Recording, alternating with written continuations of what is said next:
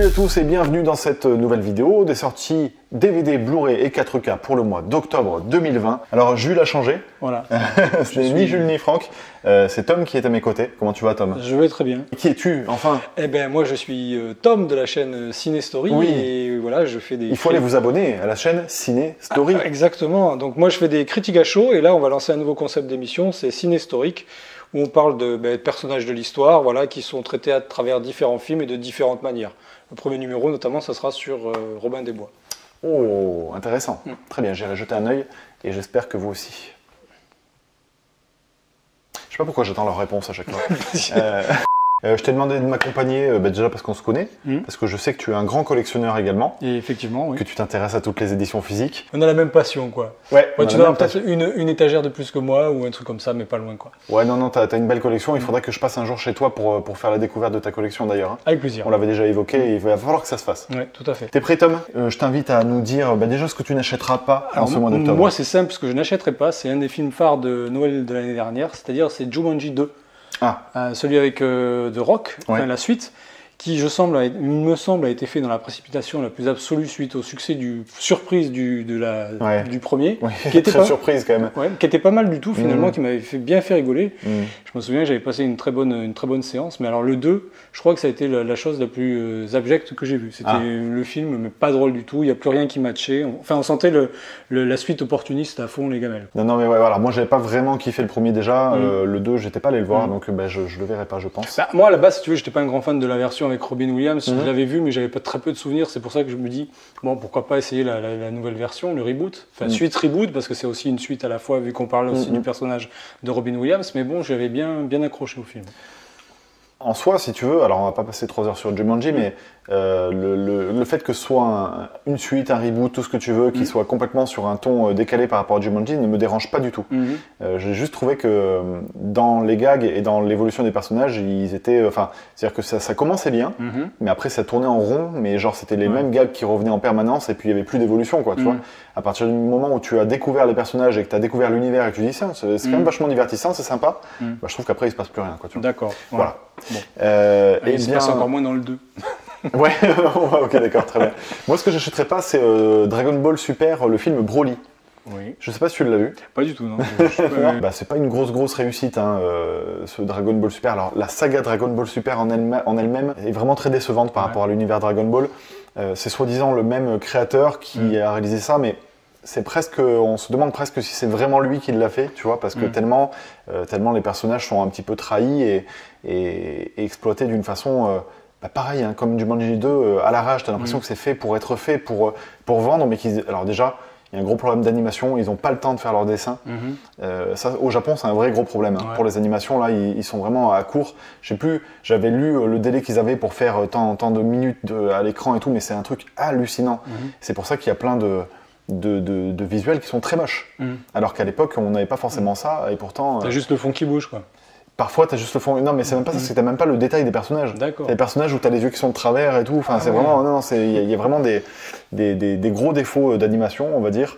Et ce film Dragon Ball Broly est plutôt sympa parce qu'il renoue un tout petit peu avec l'univers Dragon Ball Z, mais en même temps, il rate le coche parce qu'il a la possibilité d'exploiter une certaine psychologie des personnages. Il le fait pas. Il part dans de la grosse baston très puérile. Et ça dure. Je sais pas, à peu près 40 minutes. D'accord. 40 minutes de Ouais, je vois le genre. Voilà. Alors, on va passer sur les films qu'on n'achètera pas et on va parler plutôt de nos curiosités. Aurais-tu une curiosité pour le mois d'octobre? Alors moi, ma grosse curiosité, c'est un des premiers films de Denzel Washington, Cry Freedom, de Richard Attenborough. Non plus. Bon, qui est un film qui raconte plus ou moins l'histoire d'amitié entre un journaliste américain et un leader... un leader anti-apartheid et tout ça dans l'Afrique du Sud, qui gros spoil, mais bon, c'est un peu le pitch du film parce qu'on le sait dès le départ, qui est assassiné en prison par ses geôliers. Et bon, c'est vraiment la première apparition, je crois, ou remarquée de Denzel Washington. En même temps, je crois qu'il avait juste fait Glory avant ou après, où il a eu un Oscar. Mais je crois que c'est vraiment ce rôle-là qu'il a mis un peu en lumière. Donc je suis assez curieux de voir le film et de voir les vrais débuts de Denzel, quoi. Pour comparer avec les débuts de son fils. Tout à fait. Dans Tenet. Ouais. Alors, moi j'ai une curiosité, ce sera le coffret qui va sortir chez Sidonis de Ray Harryhausen, parce que il sort des coffrets, il a sorti plein de films à l'unité. Et donc là, il y a notamment les Sinbad qui sortent. Donc ce sont ceux que je n'ai pas encore vus. Des bijoux. Tu les as vus? Oui, moi j'adore. Moi, le 7e voyage de Sinbad, ça me fait partie de mes grands classiques. Ça me rappelle la période, la dernière séance avec Eddie Mitchell. Ah, complètement. C'était en première partie de soirée avant le film un peu d'horreur juste après. Mais alors ceux qui ont 20 ans ne comprennent pas de quoi tu parles. La dernière séance, allez voir sur YouTube, le générique, c'est assez génialissime parce que c'était vraiment culte et ça l'est toujours. Voilà. Très bien.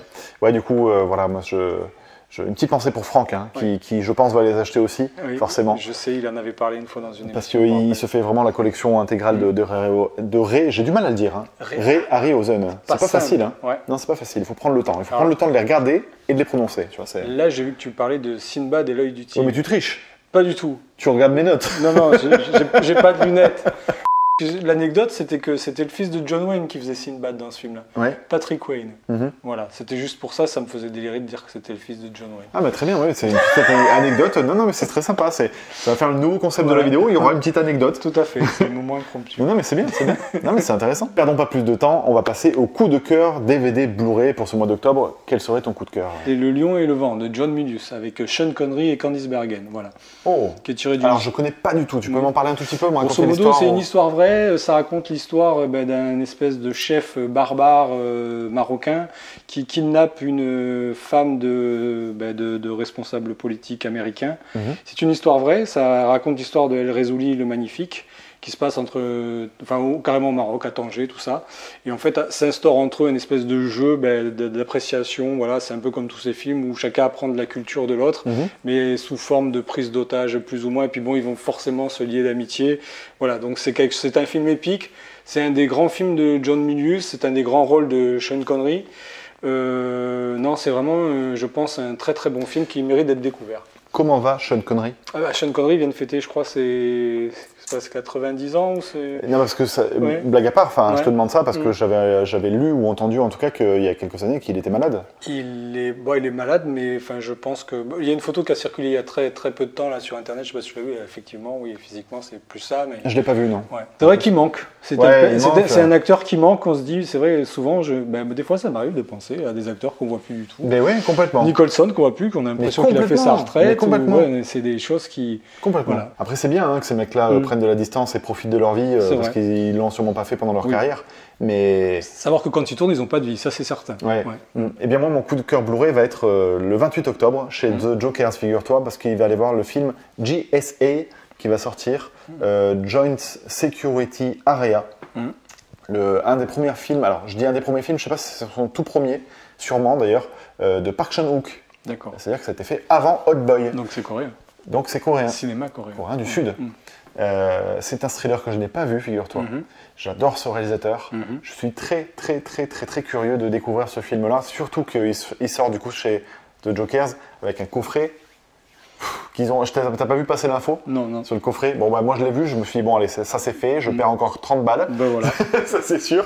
Non, parce que tu sais, c'est eux qui ont édité le coffret Memory of Murder, des trucs comme ça. Tu vois, des belles éditions que je recherche d'ailleurs. Et voilà. Et la dernière fois, ils ont ressorti une vingtaine d'exemplaires et tout, c'est parti en 10 minutes encore.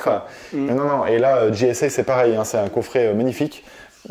J'espère que je vais pouvoir m'en procurer un. Donc voilà, ce film, j'ai très très hâte de le voir. Je suis content, tu vois, ça c'est pareil. Oui. Je suis content que ça ressorte en Blu-ray. Il faudrait qu'il y en ait quelques-uns qui sortent comme ça. Oui, carrément. Films coréens parce qu'ils s'épuisent très très vite, j'ai l'impression. Mais carrément. D'ailleurs, c'est un peu une question qu'on pourrait poser aussi aux éditeurs, c'est comment ça se fait que tu as certains films qui sont, admettons, je sais pas moi, publiés en 1000 exemplaires, édités en 1000 exemplaires, ça se vend comme des petits pains. Pourquoi est-ce que ça mériterait pas éventuellement un nouveau pressage, tu vois? Oui. Surtout qu'en plus, ils sont demandeurs. Là, il y a un nouvel essor justement de ce cinéma-là. Donc, ils se demandent pourquoi ça reste très restreint, quoi. Ou alors, ils vont faire comme Le Chat qui fume. C'est-à-dire que là, ils sortent toutes ces belles éditions. Et puis, du jour au lendemain, il dit, finalement, j'arrête les grosses éditions. Je passe au boîtier amarré classique. Et puis, il ressort en fait tous ces films, quoi. Ouais. Je sais pas. Pour une interrogation. On est prêt à acheter, on a des sous. Alors, on en a plus trop au mois d'octobre-novembre. Tu vas te calmer, Tom.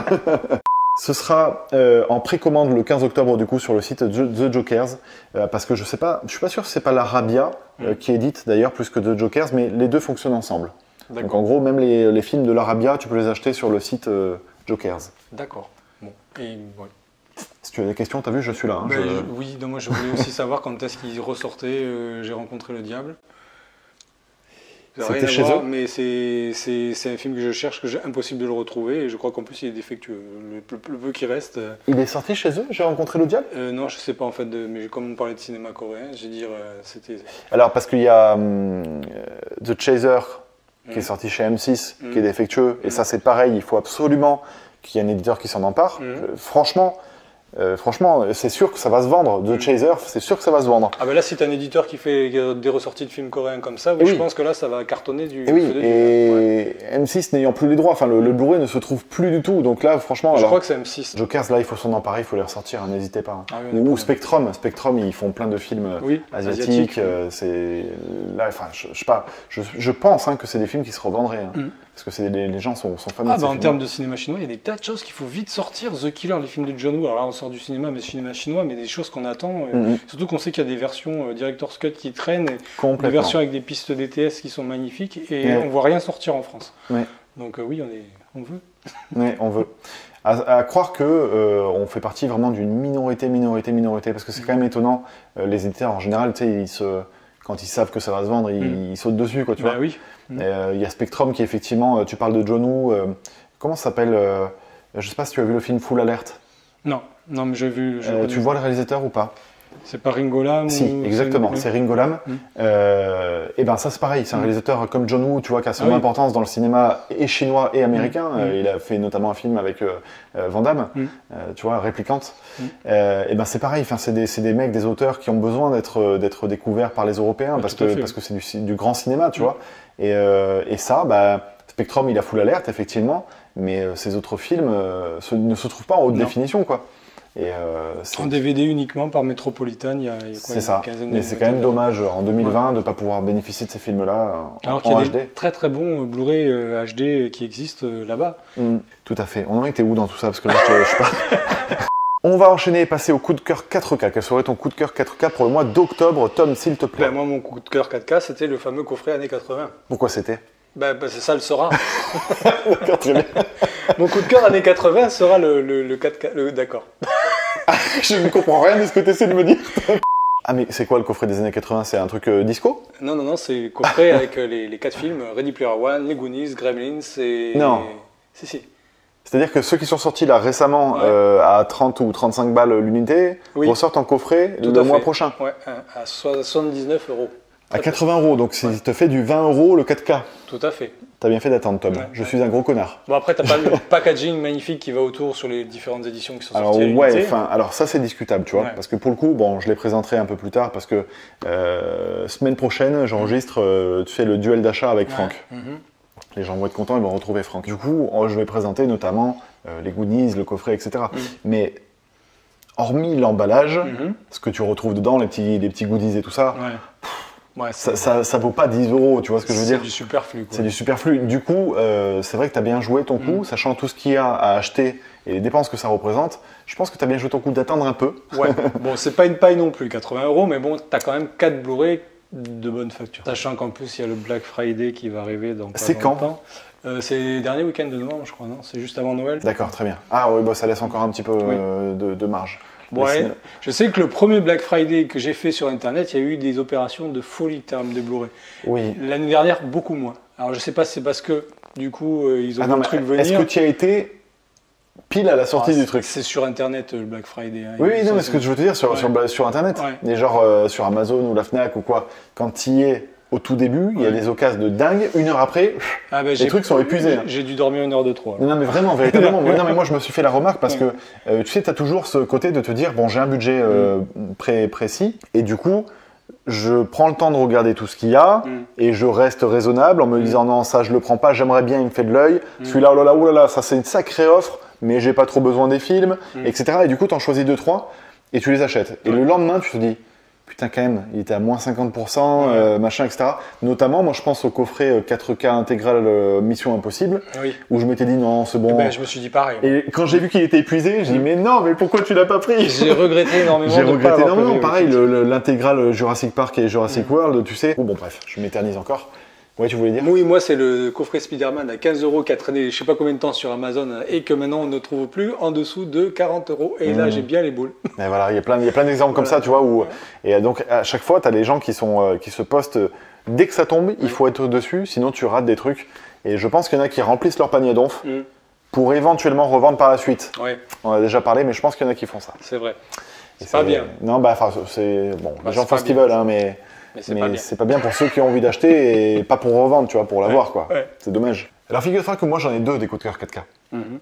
Le premier, c'est édité chez Carlotta, va sortir Crash de Cronenberg. Oui, donc l'édition, tu sais, leur grosse édition avec le bouquin et tout. C'est rigolo parce que, tu sais, il y a eu le petite histoire du visuel. Les gens n'étaient pas contents du premier visuel. Bah, Carlotta, ils ont été assez intelligents sur ce coup-là. Ils ont proposé un deuxième visuel. Je trouve ça assez intéressant, tu vois. Le premier visuel, c'était quoi exactement?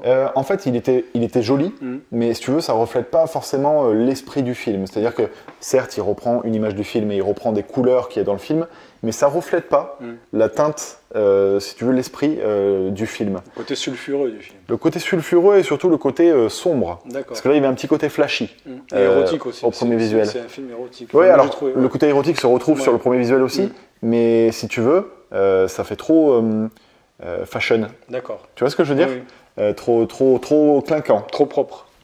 Trop propre. Voilà. Et Cronenberg, c'est pas propre. Pas du tout, non. Et du coup, le deuxième visuel qu'ils ont proposé correspond beaucoup plus à l'esprit du film. Je pense qu'il aura plus de succès que le premier. De toute façon, c'est intelligent parce que les gens, il y en a peut-être même qui achèteront les deux. Donc, non, Carlotta, je trouve ça très intéressant de leur part, si jamais ils nous regardent ou ils nous écoutent, tu vois, de tenir compte du retour des acheteurs, des consommateurs. Parce qu'au final, s'ils veulent vivre, ces éditeurs-là, il va falloir qu'ils écoutent un petit peu. Je trouve qu'il y en a qui sont un peu trop réfractaires. Tu vois, aux éventuelles remarques. On est tous passionnés par la même chose. Et donc les conseils qu'on peut donner ou les critiques qu'on peut émettre, c'est dans l'intérêt du support physique. C'est pas pour se retourner contre un éditeur ou contre une personne. Tu vois ce que je veux dire? Et c'est un peu ce qui fait défaut, je pense, à certains éditeurs. Je te disais donc que j'avais un deuxième coup de cœur. Mon deuxième coup de cœur, c'est Retour vers le futur, évidemment, qui sort en 4K. Il est déjà précommandé. Toi aussi? Bah, ça va pas tarder. Ah, il y a plusieurs versions qui sont sorties. Elles ont été directement épuisées. Notamment, tu as un gros coffret, tu sais, avec le skateboard. Alors, tu as le skateboard, l'overboard qui est en lévitation. Je n'ai pas trouvé ça super magnifique, moi. Je n'ai pas trouvé ça très... Là, pour moi, c'est gadget. Ça, ouais, c'est complètement gadget. Utile, et en plus, ça fait vraiment cheap, quoi. Tu vois, c'est un petit truc miniature. Bon, bref. Par contre, il y avait un gros coffret avec, tu sais, le compteur temps. Le compteur, oui, le gros coffret large. Le gros coffret large, ouais. Celui-là m'a titillé un petit peu. Puis après, je me suis dit, écoute, reste raisonnable avec tout ce qu'il y a à dépenser. Donc, j'ai précommandé, moi, l'édition Steelbook simple. C'est ce que je vais faire aussi, je pense, un peu une quinzaine avant la sortie du... Ouais, c'est ce que je vais faire. C'est-à-dire que j'ai trouvé leur communication floue sur ce film-là, parce que j'ai vu plein d'éditions sortir, notamment les 3. Et je savais plus vraiment sur quoi me cibler. Je trouve que là, sur ce coup-là, ils n'ont pas été super bons sur le visuel. Il y a des tas de visuels qui sont sortis d'un coup. C'est vrai. Et je me suis trouvé un peu paumé. Alors je me suis dit, est-ce que cette version-là, c'est la même que celle-là? Enfin, il y a eu un bins sur ce film-là, je trouve. Mais ils les ont pas sortis en même temps, le même jour, en fait. C'est ce qui fait qu'il y a eu un espèce de décalage. Certains avaient déjà acheté le Steelbook. Après, ils ont vu le reste sortir, tu vois. C'est assez déstabilisant. Important de préciser que du coup, la version du 3, notamment de Retour vers le futur, est défectueuse en Blu-ray. Ou en tout cas potentiellement défectueuse. Faudra que je regarde à la maison alors. T'as vu, on va faire une petite parenthèse, ils sont en train déjà de parler des sorties du Seigneur des Anneaux en 4K, en steelbook, en tout ça. Personnellement, les ayant refait pendant le Covid, comme c'est me les racheter tout de suite en 4K, et puis comme tu me disais, apparemment, il n'y a pas de... Pas les bonus. Voilà. Ouais, non, pour l'instant, ils font pas forcément sensation, parce que les coffrets steelbook sont jolis, mais par contre, s'il y a juste un coffret plus joli et l'image légèrement plus contrastée ou avec un peu plus de HDR, ça va pas le faire. C'est ça. Ça va vraiment pas le faire. Et après, comme on disait tout à l'heure, le problème c'est qu'on a l'impression que ce qui sort, c'est des choses qui sont beaucoup trop récentes. On a peut-être envie d'un catalogue un peu plus, des choses peut-être un peu plus anciennes. Bon, il y en a certes, mais c'est pas non plus forcément les films qu'on attend en priorité. Ouais, complètement. Ouais. Moi, j'aimerais bien des films, tu vois, qui sont sortis en DVD où il n'y a pas eu de transfert en HD. J'aimerais bien voir ces films-là sortir en 4K, tu vois. Je trouve que tu as pas mal de vieux films et l'intérêt du 4K, c'est quand même de redécouvrir des œuvres qui bénéficient d'un nouveau master, tu vois, et où tu t'en prends... Comme on me disait la dernière fois sur Robin des Bois ou le dernier des Mohicans, on aurait préféré qu'ils ressortent une version 4K qu'une version Blu-ray. C'est vrai, c'est dommage que là, ils ne soient pas penchés sur le... Mais peut-être qu'ils vont le faire, hein. J'espère. En tout cas, c'est dommage qu'ils ne soient pas penchés sur le 4K parce que il existe sûrement pas. Hein. Disons que c'était des titres qui étaient prêts à passer au 4K, je pense. C'était l'étape suivante, c'était ça. Ouais. Alors s'ils ont sorti le Blu-ray, c'est que le master n'existe pas à ce jour, je pense, et que peut-être que c'est pas prévu, tu vois, c'est pas d'actualité. Donc bon, c'est toujours mieux d'avoir le Blu-ray. Ça arrivera. En espérant, voilà. Bon bref, voilà, petite parenthèse sur notre coup. Quand Hit en 4K, tu vois, par exemple, tu vois, je me dis voilà. Attends, mais Hit, pour le coup, alors à la fois je suis d'accord avec toi, mais en même temps, Hit, il y a eu un nouveau pressage, un nouveau master, et le Blu-ray est magnifique. Donc, tu vois, je l'attends pas trop avec impatience. J'aimerais bien l'avoir, hein, mais il y a plus des films, moi, qui pour moi ont des défauts où je me dis ceux-là peuvent être retravaillés.